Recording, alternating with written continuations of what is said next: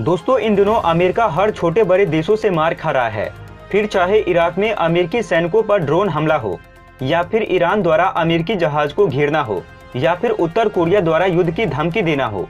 दोस्तों, अभी जो खबर आ रही है उसके अनुसार अमेरिका पर एक बड़ा साइबर हमला हुआ है, जिसके बाद अमेरिका एक बार फिर कांप गया है और उसे अपने सिस्टम पर ही संदेह होने लगा है।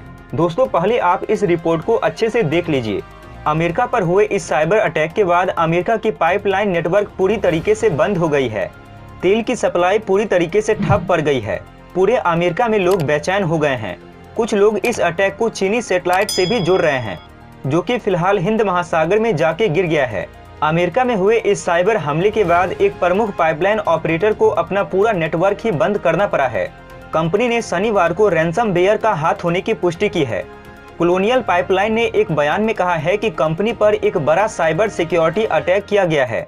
इसके जवाब में हमने खतरे को नियंत्रित करने के लिए कुछ प्रणालियों को ऑफलाइन कर दिया है।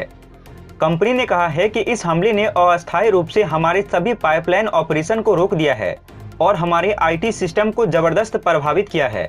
उन्होंने कहा है कि इस तरह के हमलों के लिए अमेरिका हमेशा से ही रूस को जिम्मेदार ठहराता आया है, लेकिन इसके पीछे चीन का भी हाथ हो सकता है। वैसे दोस्तों, इस हमले में रूस और चीन में किसका हाथ हो सकता है, कमेंट करके जरूर बताइएगा। कॉलोनियल पाइपलाइन ने शनिवार को दूसरी बार बयान जारी कर इस घटना में रैंसमवेयर का हाथ होने की पुष्टि की है। रैंसमवेयर मालवेयर का वो टाइप होता है जो डेटा एनक्रिप्ट कर सिस्टम को टेक डाउन कर सकता है, वहीं दोबारा डेटा तक पहुंचने के लिए ये पेमेंट की मांग करता है। पिछले 5 सालों में इस मालवेयर को तेजी से लोकप्रियता हासिल हुई है। अमेरिका की कॉलोनियल नेटवर्क रिफाइनरी अपने तेल को देश के पूर्वी और दक्षिणी घने आबादी वाले इलाके में सप्लाई करता है। कंपनी हर दिन 25 lakh barrel petrol, diesel, jet fuel और अन्य रिफाइंड उत्पादों को ट्रांसपोर्ट करता है। अब इसकी सप्लाई बाधित हो गई है और इस साइबर अटैक से कंपनी को जबरदस्त झटका लगा है। अमेरिकी नेशनल सिक्योरिटी एजेंसी के चीफ ने कहा है कि इस अटैक ने पाइपलाइन के बुनियादी ढांचे को हिलाकर रख दिया है। ये दिखाता है कि इस अटैक को बेहद ही जटिल तरीके से अंजाम दिया गया होगा, या फिर पाइपलाइन का सिस्टम पूरी तरीके से सुरक्षित नहीं है।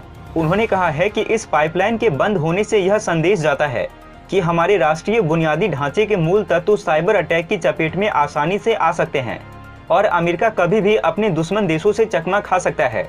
कॉलोनियल पाइपलाइन ने कहा है कि इस हमले की जांच करने के लिए एक निजी सिक्योरिटी फर्म को रखा गया है।